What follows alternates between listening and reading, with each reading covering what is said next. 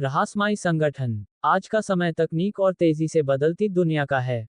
लेकिन इस विकास के बीच एक रहस्यमय संगठन का नाम उभरता है, ऑर्बिटेक्स। ऑर्बिटेक्स एक गुप्त कंपनी थी, जिसका दावा था कि वह भविष्य की तकनीकों को नियंत्रित कर सकती है। लेकिन उसके इरादे हमेशा से संदिग्ध माने जाते थे। रिया, एक तेज तर्रार टेक्नोलॉजी जर्नलिस्ट, को ऑर्बिटेक्स के बारे में कुछ चौंकाने वाली जानकारी मिली। कहा जाता था कि यह कंपनी नई तकनीकों का परीक्षण करते हुए लोगों के साथ अजीबोगरीब प्रयोग करती थी। रिया ने ठान लिया कि वह इस कंपनी के रहस्यों को उजागर करेगी। उसने कंपनी के डेटा हैक करने की कोशिश की और कुछ ऐसा खोजा जिसने उसकी जिंदगी हमेशा के लिए बदल दी। रिया को पता चला कि ऑर्बिटेक्स एक न्यूरोनेट नामक तकनीक पर काम कर रही थी।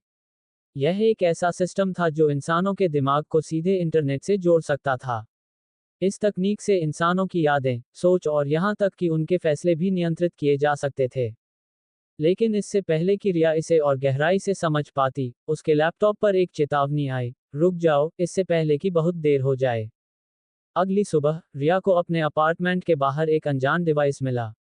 उस पर लिखा था, ये तुम्हारे सारे सवालों का जवाब देगा।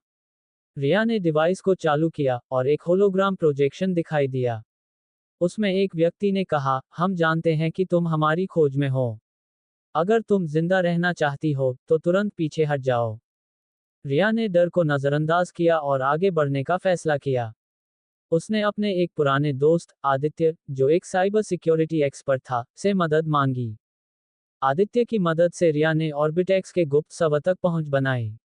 वहां उन्हें पता चला कि न्यूरोनेट तकनीक पहले ही कई लोगों पर इस्तेमाल की जा चुकी थी।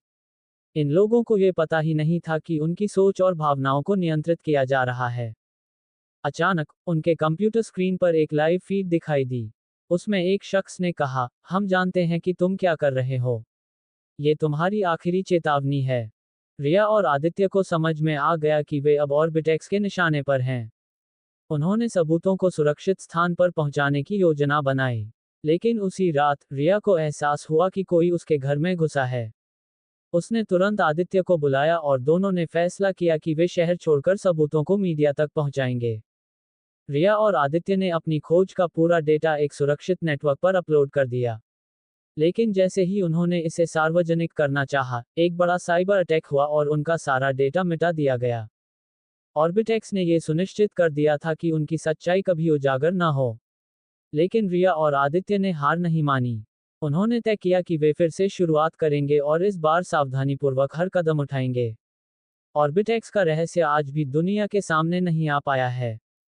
लेकिन रिया और आदित्य की लड़ाई जारी है।